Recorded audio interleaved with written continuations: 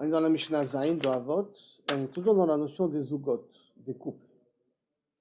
Et on rappelle toujours que le premier était censé être le Nasi, et le deuxième est censé être le Rosh Sanhedrin. Maintenant, le Nasi, on l'a déjà vu, d'une certaine manière, on l'a déjà vu avec le din de Asel Echarav, de Knel Echachaver, Vabedan Kol Adam le Kavzechut. On avait essayé d'expliquer que justement la vision du Nasi, c'est une vision beaucoup plus générale, dans un intérêt pour essayer que le peuple arrive à un certain niveau. Par contre, Nathan Arbeli, qui lui, il est plus le rôle du Dayan, lui va plus concentrer sa vision sur l'individu. Qu'est-ce que je peux donner comme conseil à l'individu? C'est comme ça a été tout le long des Mishnayot qu'on a fait auparavant. Hein. Donc, Mishnah Zayin, qu'est-ce qu'il nous dit? Nathan Arbeli, donc le Rosh Sanhedrin, il nous dit la chose suivante. Archek mi shachenra, éloigne-toi d'un shachenra, d'un voisin non désirable, si on peut dire. Ve'al titraber la racha, et ne t'associe pas à un rachat. Ve'al tityaesh mina poranut, et ne désespère pas de la poranut. Poranut, c'est un petit peu général, on peut comprendre ça comme malheur, on peut comprendre ça comme épreuve, on peut comprendre ça comme difficulté. Donc c'est assez ouvert comme kaviachol définition, concernant la poranut. Mais c'est vadaï bevadaï, si on dit altityaesh, ne te décourage pas, ça veut dire qu'il y a des choses, dans la poranut, ça parle des choses qui peuvent nous décourager. Okay? Donc ça c'est les mots de la Mishnah. Alors déjà, dans les questions qu'on va poser pour essayer de développer, c'est, vous avez remarqué qu'il y a une différence entre Shachenra et Racha.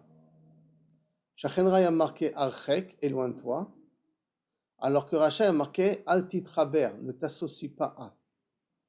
La question elle est automatiquement, quelle est la différence entre Archek et Altitraber? La différence entre les deux. Et automatiquement, quelle est la différence entre Shachenra et Racha? Ça en découle aussi, parce que Kaniré, semblerait-il que Titraber c'est lié au Racha, et Archek c'est lié au Shachen, donc il faudrait peut-être définir qu'est-ce que c'est Shachenra et qu'est-ce que c'est Racha. Ça, c'est déjà une chose.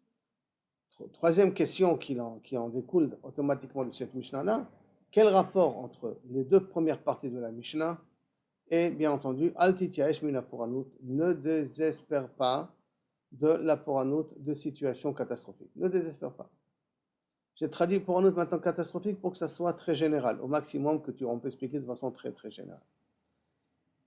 Maintenant, on sait qu'un Yehush Baolam Klal, ça c'est Rabbi Nachman nous l'a déjà appris, il a peut-être pris de cette Mishnah-là, d'accord, mais il y a ici quelque chose de, a priori, meod chashuv, dans l'espoir, enfin dans la vision d'un homme dans sa vie. Parce qu'il faut partir du principe qu'à partir du moment où une personne elle désespère, elle enlève les possibilités, les probabilités de réussite. Tant que Kaviachol, il y a l'expression française, hein, tant qu'il y a de la vie, il y a de l'espoir, tant qu'il y a encore une lueur, quelle qu'elle soit, de pouvoir espérer de changer, qu'il y ait un changement possible, alors à ce moment-là, le changement pourra se faire. Si on part du principe que c'est fini, il n'y a plus rien à faire, dans cette notion de c'est fini, il n'y a plus rien à faire, alors à ce moment-là, on ne peut que régresser dans la vie. D'accord? Donc il n'y a pas un terrain qui est un terrain milieu, d'un mitoyen comme ça entre les deux. D'ailleurs en français on exprime plus ou moins bien l'expression. Vous avez toutes plus ou moins conduit une voiture, vous savez conduire une voiture, vous avez vu comment on conduit une voiture. Dans une boîte de vitesse, dans une voiture française, enfin là, quand c'est écrit en français, il y a marqué, il y a l'avant. Donc il y a première, deuxième, troisième, quatrième, cinquième, sixième, sixième. Il y a cinquième je crois. Sixième je crois qui commence maintenant. Par contre, dans le reverse, en arrière, il y a une ou deux, une normalement. Mais au milieu, habituellement, en anglais, il y a le N, qui veut dire neutral. Neutral. Neutre. Mais en français, on n'appelle pas ça neutral. En français, on appelle ça le point mort. Pourquoi on appelle ça le point mort? Parce que les Français ont compris, d'une certaine manière, que dans la vie, où on avance, on régresse. Hein. Il n'y a pas de no man's land, il n'y a pas de milieu où on dit je suis ni là ni là. Où j'avance, ou je régresse. Mimanafshar. Alors là, il vient nous avertir altityaesh, parce que si tu mityaesh, tu régresses. Automatiquement, tu régresses. D'accord, ça c'est vrai que par rapport à la définition de altityaesh, combien elle est importante. Et je crois que dans les Mishnayot précédentes, on a déjà un petit peu soulevé cette notion-là. On en a déjà parlé plus ou moins auparavant dans les Mishnayot auparavant de cette idée-là de Atityaesh, ne désespère jamais, parce que le désespoir, c'est le début de la défaite. Tant qu'on ne désespère pas, alors il y a une possibilité de pouvoir s'en sortir. En plus, il y a une Siyata d'Ishmaïa. Si on parle du principe Ader Shadam Otselelech Molechimoto, et donc si je veux pouvoir sortir, il faut que je monte à Kadosh Baruch Hu, que j'y crois à la sortie. Parce que si je ne monte pas à Kadosh Baruch Hu, j'y crois à la sortie, il n'y a pas de raison qu'Kadosh Baruch Hu il m'aide à sortir. Ader Shadam Otselelech Molechimoto. On le fait avancer. Et on voit ça dans Kirat Yamsou, d'ailleurs, Hagab. Kadosh Baruch Hu, il a dit à Moshe Rabbeinu, arrête de prier, allez, demande-leur d'avancer. Quoi d'avancer? Oui, d'avancer. Il ne faut pas qu'on rentre dans une déprime, parce que si on rentre dans une déprime, je ne peux pas faire le miracle. Donc, premièrement, mesdames, partez du principe que pour réussir dans la vie, il faut d'abord ne jamais perdre espoir. Si c'est au niveau de Shlambait, si c'est au niveau Parnassa, si c'est au niveau Briout, d'accord? Et si c'est au niveau Chinuch HaYiladim, ne jamais perdre espoir. Parce que le jour qu'on perdra espoir, on bloque les portes de la bracha du ciel. Ça c'est de façon générale quelque chose que vous devez déjà savoir, hein, que je remis l'action là-dessus. Mais la question elle est, quel rapport avec les deux autres enseignements? On peut partir du principe que non, le Rav, tout simplement, il vient nous ajouter des idées. D'accord? Et puis dans sa vie, c'était important de ne pas déprimer. C'était important. Et donc c'est pour ça qu'il nous a aussi enseigné mais ce n'est pas quelque chose qui est forcément lié au début des Mishnayot. On peut essayer de lire la Mishnah et l'expliquer de cette façon-là, hein, d'accord? Donc ce sera aussi logique et je peux comprendre. Et là-bas, peut-être il y a quelque chose qui est lié à ce qu'on vient de dire d'avant et que juste spécifiquement on doit parler ici de Atityaesh Minaporno. D'après si on doit en parler. Alors, gardons cette question de côté pour que Bezrat Hashem, on puisse après la répondre, après qu'on ait expliqué les deux premières parties de la Mishnah. Alors, déjà la première partie, Achek mi Shachenra. Qu'est-ce qui s'appelle Shachenra? Éloigne-toi d'un Shachenra. Petite parenthèse, peut-être quand quelqu'un va acheter un appartement, la première chose qu'il voit, est-ce que l'appartement lui plaît? Est-ce que c'est dans les mesures qu'il essaie d'avoir? Après, il essaie de voir est-ce qu'il est bien positionné par rapport au soleil. Après, il essaie de voir est-ce qu'il y a une bacolette, il y a une bête à Knesset, il y a quelque chose à côté. Et des fois, il pose la question, est-ce que vous en savez comment sont les voisins? Ça, derrière Hagab, des fois, il pose aussi la question comme ça. Bien, la Mishnah nous dit, Archek mishachen ra. Déjà, premièrement, sache que la première question, c'est comme ça que ramène d'ailleurs Barthénois aussi, la première question que tu es censé demander quand tu rentres, ou Rabbeinu Yona ou Barthénois, ne vous rattrapez pas au mot, d'accord? Quand tu rentres dans une maison, d'abord, vérifie les voisins. C'est d'abord pour cette question. Ne laisse pas cette question à la fin. Après que tu as été convaincu que tu veux l'appartement, tu viens et tu poses la question, et comment sont les voisins? Et que maintenant on va changer d'avis à cause des voisins. Tu vas dire non, les voisins, je vais m'arranger avec eux, d'accord? Je vais pouvoir m'arranger avec eux après, et donc tu es mes 21. Non. Première question que la Mishnah nous apprend, quand tu cherches un appartement, d'abord demande comment ils sont les voisins. Maintenant, de quel voisin on parle? De quel type de voisin on parle? C'est quoi ce shachenra-là? Alors, il y a une possibilité d'expliquer que shachenra, c'est quelqu'un, un chiloni, qui ne fait pas Torah mitzvot, qui a des milliers de kilomètres, je veux bien, mais à ce moment-là, ça ne s'appelle pas shachenra, ça s'appelle racha. Donc, s'il s'appelle racha, j'aurais préféré que la Mishnah nous dise achek mi racha. D'accord? Ou mishachen racha. D'accord? Il faut comprendre qu'on prend du voisin, d'accord? Mishachen racha. C'est pas marqué mishachen racha, c'est marqué mishachen ra. Alors, si on parle de shachen ra, il y a un des élèves, certain Yoel, avait proposé shachen ra. Justement, c'était qu'on parle ici d'un voisin qui aime bien chercher les poux dans la tête des gens. Chaque chose qu'on fait, il est en train de se plaindre, il grogne. Il n'est pas d'accord comment on stationne dans les stationnements de pub qu'on a à côté de l'appartement. Quand on met des choses à côté de la porte, il se plaint que ça sent mauvais ou que ça abîme ou que ça détruit. Quand on ne ferme pas la porte, il s'énerve. Quand les lettres sont mal posées sur la boîte aux lettres, il s'énerve. Il cherche chaque fois des problèmes. Et que quelqu'un qui cherche chaque fois des problèmes, automatiquement, d'une certaine manière, on veut s'en débarrasser. C'est très dur à vivre. Maintenant, au départ, on ne fait pas trop attention à ça. Mais à la longue, chaque fois qu'on reçoit un reproche, à un moment donné, si on lui répond, et ça devient la guerre entre voisins, d'accord? Ou nous, on essaie de recevoir sur soi, ou on décide, allez, on en a marre, Habibi, viens, on va chercher un autre appartement. Donc, première définition possible de shachenra, ça peut être quelqu'un qui a de mauvaises midot, on va dire dire comme ça, d'accord? Alors maintenant, si on parle de mauvaise midot, on a spécifié de mauvaise midot dans le sens qu'il est trop bikorti, il est trop critique. Et de mauvaises midot, on peut avoir aussi, d'une certaine manière, que c'est quelqu'un qui ne parle pas correctement, il n'a pas un langage qui est propre, c'est quelqu'un qui un petit peu se conduit un peu agressivement avec sa femme et ses enfants. Ça peut être aussi un shachenra. Oui, mais en quoi ça nous affecte ça? En quoi ça nous touche ça? Un shachenra comme ça. Et là, vous allez me dire que si on entend chaque fois des engueulades, chaque fois des cris, bon, d'abord c'est gênant pour nous d'entendre qu'il y a un couple qui se dispute, qu'il y a un couple qui n'arrive pas un petit peu à gérer sa famille. Mais d'un autre côté aussi, ça peut peut-être nous habituer après à Niloyodéa. Peut-être aussi à risquer à nous aussi de parler comme ça, de cette façon-là. Ça peut peut-être avoir une influence sur le voisinage, le fait qu'on a des gens de cette manière-là qui se comportent là. C'est possible, c'est possible. Et peut-être effectivement, Chek Mishachenra, alors ça veut dire prendre tes distances. Maintenant, prendre ses distances, comment prendre ses distances? Ça veut dire ne lui parle pas. Ça veut dire qu'Achek Mishachenra, ignore-le, ça veut dire Shachek Mishachenra? Ou ça veut dire va chercher un autre appartement un peu plus loin, avant que tu te fasses influencer par le Shachenra en question. Ça, je vous laisse à vous de décider, d'accord? Mais d'une certaine manière, si je veux prendre à la lettre ce qui est marqué, Achek Mishachenra veut dire tout simplement, à la lettre, hein, pour l'instant, si tu prends tes affaires, tu vas chercher un autre appartement. Parce qu'avoir affaire à un voisin qui a un manque de respect, un comportement un peu trop agressif, un manque de respect à la siva qui est autour, indirectement, ça t'affectera. Ça veut dire que le problème qui est soulevé dans cette Mishnah, dans le début de cette Mishnah-là, c'est que tu risques d'être influencé par le comportement du shachen qui est à côté. Ça risque, à un moment à l'autre, ça risque de dénoter chez toi. Malheureusement, on voit ça des fois chez les enfants, quand ils vont à l'école, ils reviennent, ils ont des fois un langage qui n'est pas tout à fait propre. On se demande, mais d'où tu as appris ça? Tu n'as pas entendu ça à la maison. Et là, il a entendu l'autre parler comme ça. Mais c'est quand même, bien entendu, il est obligé de répéter, mais ça fait une influence quelque part, un petit peu. C'est comme les publicités. Vous connaissez tous les publicités, c'est quoi? C'est que la première fois qu'on sent une publicité, c'est celle qui fait son influence. Là, c'est le rabattage continuellement. Que sauf ça te vous rend dans la tête, sans que vous voulez, ça vous rend dans votre subconscient des choses pareilles.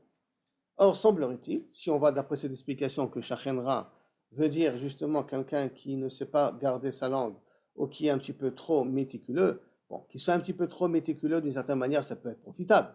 Parce que grâce à ça, le bâtiment, il est en bon état aussi. Il ne faut pas regarder que le côté négatif de quelqu'un qui est très méticuleux et très pédant et qui a besoin tout le temps que l'appartement, le bâtiment soit propre. Bon, ça, propre, bien arrangé, ça peut être profitable, ça peut être positif ça aussi. Hein. Faut pas regarder ça vraiment négativement. Mais disons que ça peut être gênant. Mais en tout cas, quelqu'un qui a un mauvais comportement avec sa famille, ça, inachenami, shachenra, ça peut pouvoir une influence peut-être sur la personne en question. Si on explique, de nouveau, ra veut dire comportement et midot. Jusqu'à là, on est d'accord, d'accord? Mais que voulez-vous que Chazal explique aussi que shachenra veut dire quoi? Quelque chose qui n'est pas tout à fait évident. Attendez, de quoi ça parle? Il y a une synagogue dans le quartier. Il vient à la synagogue, il ne vient pas à la synagogue. Il va prier en minyan, il ne va pas prier en minyan. D'une certaine manière, d'après Chazal, ça s'appelle aussi shachen. Quelqu'un qui a la possibilité d'avoir rendez-vous avec Akadosh Baruch Hu, qui n'y va pas, Akadosh Baruch Hu, il arrive là, il vient à la tfila, il attend de voir où il est Moïchale, où il est Yehuda, où ils sont tous ces tzadikim là. Et ces tzadikim ne veulent pas venir au rendez-vous. Comme s'ils m'ont, Akadosh Baruch Hu, moi je ne préfère te trouver à la maison, je n'ai pas besoin de te trouver à la synagogue. J'ai prié près du kotel de la maison, c'est mieux. Je ne parle pas de corona ici maintenant. Je parle ici de façon générale. Chazal nous dit que quelqu'un qui n'est pas à la synagogue s'appelle un shachen ra. Ça veut dire quoi un shachen ra? Ça veut dire que c'est possible qu'il connaît le chasse par cœur. C'est possible que Kavichol il est makpi dans Shabbat comme il faut. Moi, je crois Shabbat et tout ça. C'est possible qu'il ait un look haredi comme il se doit, comme vous voulez, hein, mettez les étiquettes que vous voulez. Et là, quel est son problème essentiel? Quel est son problème initial? L'essentiel primordial, c'est quoi? Il ne vient pas à la sida. Maintenant, bien entendu, il ne faut pas commencer à paniquer. C'est pas parce qu'il ne vient pas un jour qu'il s'appelle Shachenra, c'est pas parce qu'il ne vient pas deux jours qu'il s'appelle Shachenra. Et là, ça veut dire que pour lui, la synagogue, c'est vraiment quand il est vraiment obligé d'y aller, alors il y va. Sinon, quand il a la possibilité d'y aller, il n'y va pas, il préfère prier à la maison. Si de temps en temps, il est fatigué, il s'endort à la maison, il n'arrive pas à se réveiller, bon, il n'a rien ami, je peux comprendre. Ça ne va pas s'appeler un Shachenra, parce qu'il vient là, sinon. Mais quelqu'un de façon habituelle qui ne se lève pas tous les matins, d'après Chazal, ça peut s'appeler Chaz Shalom, Shachenra, et de façon habituelle, j'ai dit, attention. Ça peut s'appeler Shachenra. Maintenant, je suis en train de vous dire ça, mais oi va avoy, vous entendez bien ce que je vous dis là maintenant. Si vous faites le moindre reproche à votre mari, vous n'êtes pas ni son rab, ni son mashgiach et ni sa mère. Je vois bien clair, mesdames. Hein. Donc, par conséquent, si lui ne se lève pas, ce n'est pas votre problème, c'est son problème à lui. Vous pouvez en parler avec lui, vous lui dire que ça vous fait de la peine. Mais venir et commencer à lui faire du moussard. Il y a marqué Shachenra dans la Mishnah ici. Achek Mishachenra. Fais gaffe, tu ne te lèves pas le matin à la tefila. Faites gaffe à ne pas le faire.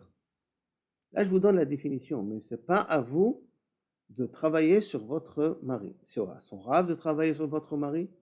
C'est à ses amis. C'est avec qui il est en contact, mais pas vous. Parce que si avec vous, vous allez faire un balagan, après vous risquez que votre mari va commencer à changer de vous. L'okidai. Aval, betsura mesuyamet, shachen rav veut dire qu'il ne se lève pas le matin. Ça veut dire quoi? Ça veut dire quoi? Pourquoi ça s'appelle etrachek? Je dois m'éloigner de quelqu'un comme ça. Parce que ça veut dire quelqu'un qui n'est pas makpid. Même sur des choses qu'on va dire, c'est pas si critique que ça, hein, si on ne va pas à la choule le matin. Le matin, l'après-midi, si on ne prie pas de binya, c'est pas la fin du monde quand même. Hein. Oui, mais c'est quelqu'un qui ne sait pas valoriser qu'est-ce que c'est une synagogue. Quelqu'un qui ne comprend pas que c'est la Kodesh Baruch Hu. Même sa Torah, lui, elle sent mauvais. Même sa Torah, lui, elle sent mauvais. Parce que s'il ne comprend pas, qu'est-ce que ça veut dire quoi avec parler avec Boré Olam et augmenter les probabilités que notre fila est mitkabelet. Parce que tfila beminyan, il faut comprendre ce que ça veut dire. Quand je prie à la maison pour que je écoute ma tfila, il faut que je pleure dans ma tfila. Si je ne pleure pas dans ma tfila, c'est très dur pour que ma tfila elle monte. Elle n'est pas perdue, mais pour qu'elle monte, en tout cas, cette tfila d'aujourd'hui, je suis mamash mistapek begadol. Par contre, quand je vais à la synagogue et je prie le minyan, à part que je gagne Kaddish, Gdusha et Barichou et tout ce qui concerne le Chazara, le Shaliach Tzibour et tout ça, à part que ce que je gagne comme brachot et comme mitzvot, ma tfila elle monte beaucoup plus facilement quand je suis le minyan. Par conséquent, quelqu'un qui dénigre cette metsiout-là d'Akadosh Baruch Hu, ça montre que sa Torah, elle est abîmée, elle n'est pas parfaite. Par conséquent, sa Torah n'est pas parfaite, ce n'est pas un homme qui est amiti, qui est droit dans ce qu'il fait. Et comme il n'est pas droit dans ce qu'il fait, si tu ne t'éloignes pas d'une personne comme ça, sache que Bassov, ça va t'affecter à toi. Si lui ne se lève pas, ou lui se lève à 9h, ou se lève à 10h, Bassov, toi aussi, tu vas te lever à 9h et à 10h. Bassov, toi aussi, tu vas dire, bah, je ne suis pas privé million, c'est pas grave. C'est pas la fin du monde.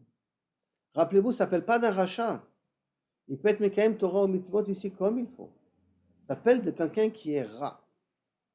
Un shachem qui est rat. Quelqu'un qui risque d'avoir une influence négative sur toi. Bon, comment? Par son comportement. Il est mezalzel. Si c'est comme ça, un shachem rat, ça peut être aussi quelqu'un. Que quand il fait ses brachot, par exemple, il est devant vous. Bon, c'est comme ça. Voilà. Il avale ses brachot. À partir du moment où il les avale, il fait la bracha. Il montre un mauvais exemple. Mauvais exemple, faut faire attention. Pourquoi? Parce que sauf ça dénote. Et c'est le plus gros problème. Bon, aujourd'hui, quand vous êtes chacun dans sa maison, ça peut s'atténuer un petit peu. C'est grave, c'est important, mais ça peut un peu s'atténuer. Mais le plus gros problème, il peut exister quand on est dans une plémia et quand on est dans une chambre avec quelqu'un. Et que la personne d'à côté ne se réveille pas. Automatiquement, ça dénotera sur l'autre pour ne pas se réveiller non plus. Donc, par conséquent, qu'est-ce qu'on voit ici? On voit qu'il y a une influence du voisin. Qu'on veuille ou qu'on ne veuille pas, l'influence, le voisin et l'influence. À tel point que je suis obligé de m'éloigner à Rek. Hein, je vais m'éloigner. Je n'ai pas dit fais-lui de la remontrance, fais-lui des reproches, essaie d'arranger le problème. Non, éloigne-toi, Bichlal. Rien que si tu arrives à t'éloigner, alors à ce moment-là, tu seras protégé parce que l'influence, tu ne la sentiras pas. C'est très compliqué, très très très compliqué dans notre génération aujourd'hui. C'est à la rigueur, je dirais même, c'est plus facile un chiloni qu'un religieux. Parce qu'un chiloni, dès le départ, je sais qu'il est chiloni. Je sais qu'il ne se lève pas à la tefila, je sais qu'il ne va pas au minyan, je sais tout ça. Donc j'attends pas, il y a rien, je n'ai rien à copier de cette personne. Mais si j'ai affaire à quelqu'un qui a un look haredi, et que cet homme-là, on voit qu'il est mezalzel sur la tefila de minyan, il est mezalzel sur tout ça, il est mezalzel sur sa façon de parler, ça risque d'être encore beaucoup plus grave, parce que là, ça risque d'affecter encore beaucoup plus nous. Pas que nous, ça risque d'affecter nos enfants. Nos enfants, ils voient un haredi qui ne se lève pas à la tefila. Nos enfants, ils voient un haredi qui parle très mal à sa femme. On voit une Kharedia qui parle très mal à son mari. Donc des choses comme ça fait une influence aussi au niveau des enfants. Il y a la Mishalush. Des fois, Adif, des fois, je ne suis pas en train d'être possèque là. Je ne suis pas en train d'être possèque, ça, il faut demander à la vie à des Gdolé Olam là-dessus.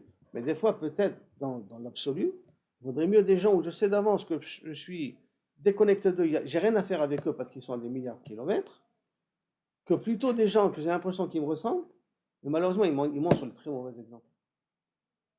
Archek, Mishachen, qui voudrait dire, en d'autres termes maintenant, c'est lorsqu'on cherche un appartement, d'abord on vérifie quelle est l'influence qu'il y a autour. On a affaire à des gens qui aiment bien dépenser, qui aiment bien sortir en vacances tous les lundis et les jeudis, high society comme ça, mais est-ce que ça risque pas de dénoter chez nous aussi? Des gens qui aiment bien faire des chaflot comme ça, ils amènent leurs copains et tout le balagan chaque soir, est-ce que ça risque pas de dénoter sur nous aussi? Et c'est le premier de la liste. Hein. Le premier de la, bon, la liste elle n'est pas grande, hein, il y en a 3 au total, enfin 2 au total presque, parce que là c'est Atitiash, mais là pour un autre. Mais c'est le premier, d'abord Shachen Rai 23. Dans la question qui vient hein, et qui en découle après, c'est pourquoi on ne dirait pas la même chose, Atit Raber la Racha. Et maintenant, pourquoi il n'y a pas marqué Atit Rachek Mina Racha? Dans le Racha, il y a marqué Atit Raber, ne t'associe pas à, ne te fais pas ami d'eux. Ma Inyan, quelle est cette notion de Itrabrut la Racha? Le rachat n'est pas marqué qu'il faut s'éloigner. Il faut remarquer, il n'y a pas marqué qu'il faut s'éloigner du rachat. Il y a marqué ne pas s'associer au rachat. Travers avec un rachat. Ça peut se comprendre d'une certaine manière aussi, parce que c'est vrai que le rachat dans son comportement, il peut peut-être m'affecter et m'influencer. Mais pourquoi il n'y a pas marqué aussi à titre rachek mais un rachat? Parce qu'un rachat, on ne s'éloigne pas de lui. Un rachat, hein, on ne doit jamais déconnecter le contact qu'on a avec lui. Parce que le but du rachat, c'est de lui faire tchouva quelque part. Et si je m'éloigne de lui, j'enlève toutes les probabilités pour qu'il se fasse tchouva. Par conséquent, un rachat comme ça, moi je reste en contact avec lui. Mais une différence.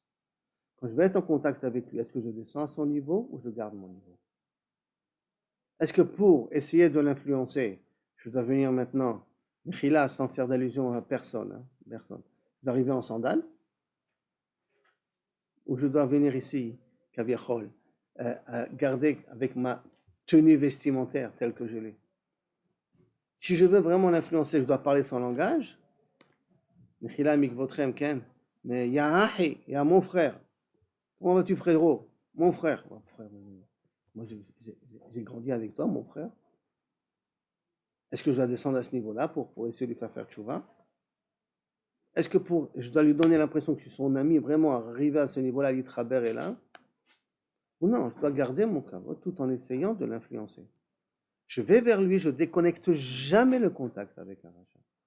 Parce que tout le but, c'est qu'il fasse tchouva le rachat. Mais quand je veux faire tchouva un rachat, est-ce que c'est une raison pour moi de descendre de mon niveau ou pas?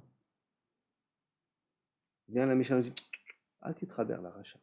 Ne descends pas à son niveau. Ne sois pas un sahbak, son copain, hein, on dit en langage au japonais là, sahbak. Ne sois pas trop truc. Garde ton kavod. Si lui s'assoit par terre, toi tu n'es pas obligé de t'asseoir par terre. Tu n'es pas obligé.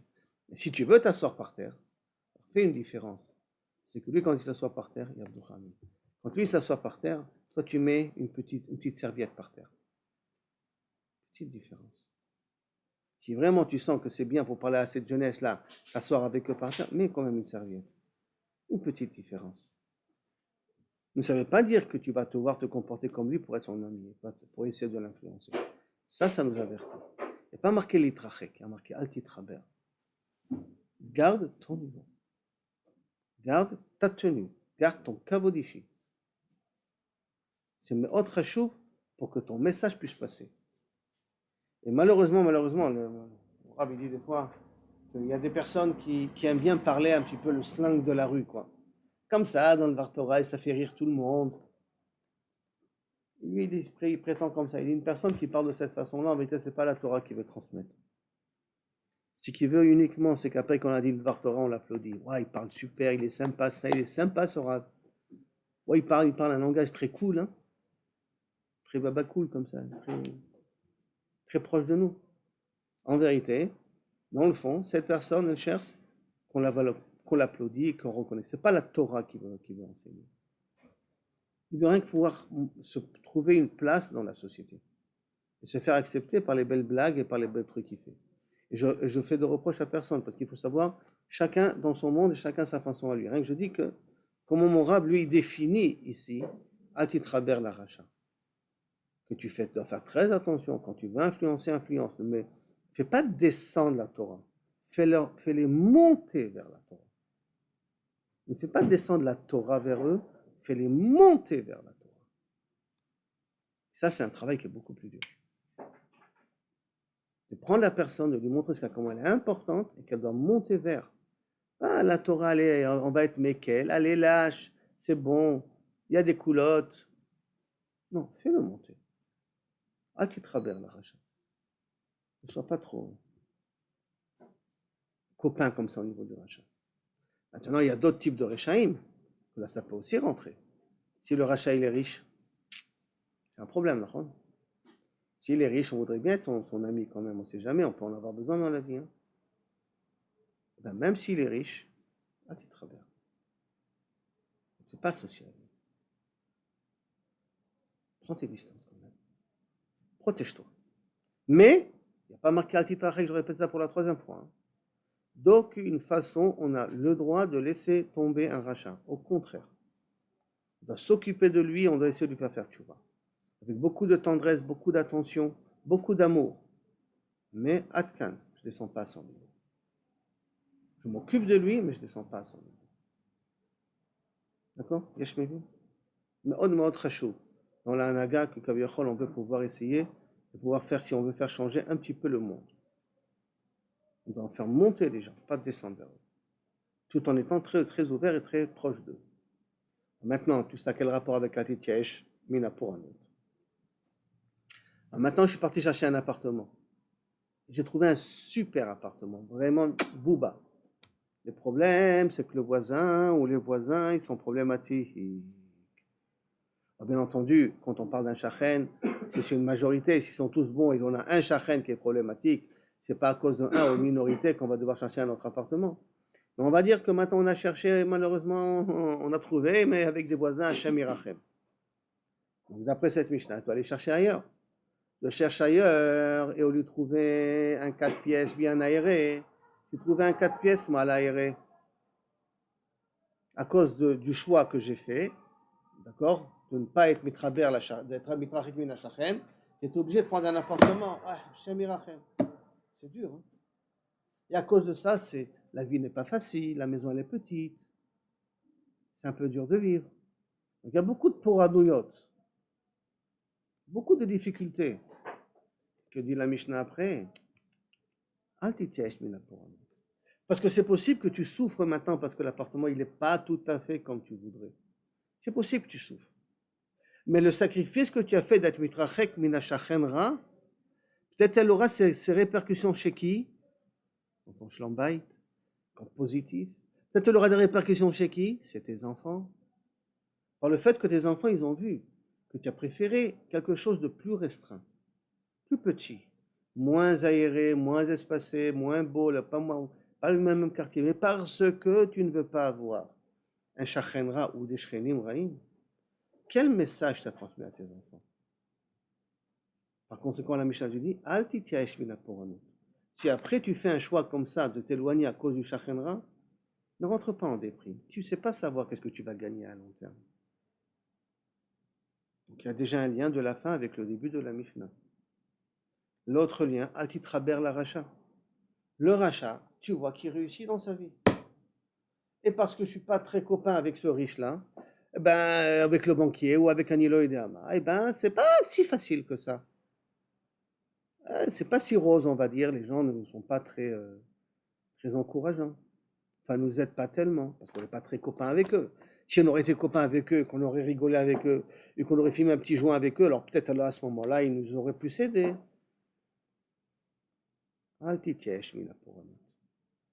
C'est possible que de cette personne-là, justement, que tu le vois réussir, et qu'il peut t'aider, et qu'il est rachat, et qu'il te dit sauf, pourquoi je ne suis pas mitraber avec lui pour ne pas le ressembler, mais lui il réussit, et moi je réussis moins que lui. Ne décourage pas. Ne décourage pas, parce qu'il y a des cheshbonot les malades que justement cette abstention que tu fais, que d'après ta logique, tu aurais pu gagner beaucoup. Techniquement, tu aurais pu gagner beaucoup, mais que tu as décidé de te restreindre. Tu as fait un sacrifice ici, parce que tu veux éviter une mauvaise influence. Tu pourras gagner après, je répète, au niveau de tes enfants, au niveau de Shalom Bayit. Et qui sait si Akadosh Baruch Hu ne va pas t'amener ta bracha d'une autre manière, ou qui sait justement cet argent-là que tu aurais pu avoir du rachat ne t'aurait pas été profitable. Donc la Mishnah, elle continue, elle finit, Altitesh mina pour nous, parce que je viens de te dire deux choses qui sont très dures. Trachek mina shachen ra, et chercher un autre appartement, et à cause de ça, il sera plus petit ou moins bien. Ou je ne suis pas mis travers la rachat. Pour ça, je n'ai pas forcément des aides financières que j'aurais voulu avoir, que je ne peux pas les avoir. Et à cause de ça, je risque de... Je suis perdant. Altitièche, n'aie pas peur. Tu ne vas pas perdre. À long terme, je précise bien, hein, à long terme, tu ne perdras pas. Parce que si tu es mityaesh, des difficultés, alors c'est sûr que je te bloque la voie.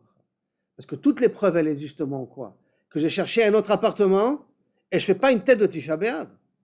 Parce que si je fais un autre appartement, Haribono Shalom, si j'ai choisi un autre appartement pour toi et je fais une tête de Tisha B'Av à cause de ça, donc je vous dis, parce que j'ai besoin de ta tête de Tisha B'Av. J'étais mitrachek minahem, je n'ai pas été mitraber la rachat, je n'ai pas coupé contact, je n'ai pas été mitraber la rachat. À cause de ça, je n'ai pas eu les facilités que mon voisin il a pu avoir. Mais c'est déprimant, Boré Olam. J'ai fait des choses. Tu mityaèges, alors tu enlèves la bracha. Si tu fais les choses, fais-les à ce moment-là. Maintenant, on a dit que Nathan Arbeli, d'accord, c'est le Rav Bedin. Donc, il a appris du Rav Bedin qu'il y avait avant. D'accord? Le Rav Bedin qu'il y avait avant, je vous rappelle, de Mishnah 5, qu'est-ce qu'elle nous avait dit là-bas, hein? Ça veut dire, Rabbi Yossi ben Yochanan, Ish Yerushalayim, dit, Yebetra batuach l'ilvacha, que ta maison soit grande ouverte. Oui, grande ouverte, mais attention, Trachek Mitchachenra.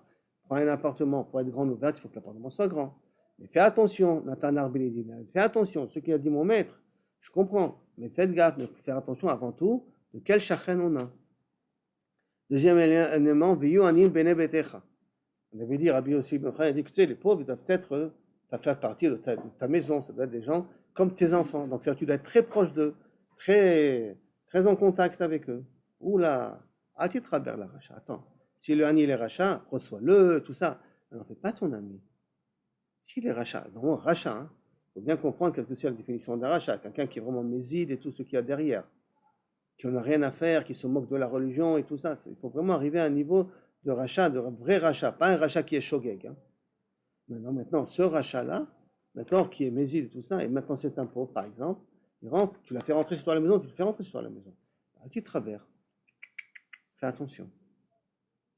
Troisième élément qu'il avait dit après, Altar Besicha Imaisha. On a eu Shtoam, quand j'ai qu'un Beshet Ravero. Ça veut dire que des fois, il y a des dangers, non? Et le fait que tu es un petit peu restreint et tu fais un petit peu le renfermer, tu ne parles pas avec les femmes, tu ne parles pas trop avec ta femme, il y a Shalom des pour New York. Et même si Shalom, tu as craqué et que la personne est partie avec la femme du voisin, ou Shalom avec sa femme d'Ida, d'accord? C'est pas parce que tu as craqué une fois, c'est pas parce que tu n'as pas tenu une fois, qu'à ce moment-là c'est fini, c'est la fin du monde. Donc en fin de compte, Nathan Arbeli, là, il a pris l'enseignement de son précédent, Rabbi Yossi ben Yochanan, et il l'a traduit de façon plus concrète. Comment faire que si on va appliquer ce qui est marqué là-bas, comment faire qu'on n'échoue pas. Et maintenant, si on analyse par rapport à son homologue, le Nasi, qu'est-ce qu'il a vu Nasi à Selech Harav? Par rapport à ça, il Achek Mishachenra. En d'autres termes, tu sais, des fois c'est bien de demander l'avis du Rav, savoir un petit peu, est-ce que oui, je change d'appartement ou je ne change pas d'appartement, bien que la connexion n'est pas tout à fait la même, je reconnais. Hein. Maintenant, Al Titraber la Racha, il lui avait dit Kene lecha chaver. Kene lecha chaver, paye-toi pour avoir un chaver. Oui, c'est vrai, paye pour avoir un chaver, mais à une condition, d'accord? Que ce ne soit pas un rachat. Donc, sur ça, il correspond, mais d'une autre façon qu'Aviachol ce que son homologue avait dit. Troisième élément, Avedan Kol Adam le Kabzechut, c'est ce qu'il avait dit son homologue. Être positif et essayer de voir toujours le bon côté de la chose. C'est vrai. À partir du moment où tu vois le bon côté de la chose, des fois, tu déprimes parce que tu vois que c'est pas possible. Rien que je regarde les bons côtés, ça, rien ne marche dans ma vie. Ah non, quand tu es dans le Kabzechut, théoriquement, dans le Kabzechut aussi. Donc tu t'attends que lorsque tu es positif, les gens vont positiver avec toi. Théoriquement, donnant. Si je suis sympa, les gens seront sympas avec moi. Il y a une avamina comme ça, d'accord? Alors qu'est-ce qui se passe après? Tu vois que les gens t'écrasent. Tu es tellement gentil, tu es tellement mignon, que tu deviens ici la serpillière de tout le monde. Il n'y a aucune raison de la serpillière, mais là je vous réfère au cours d'avant.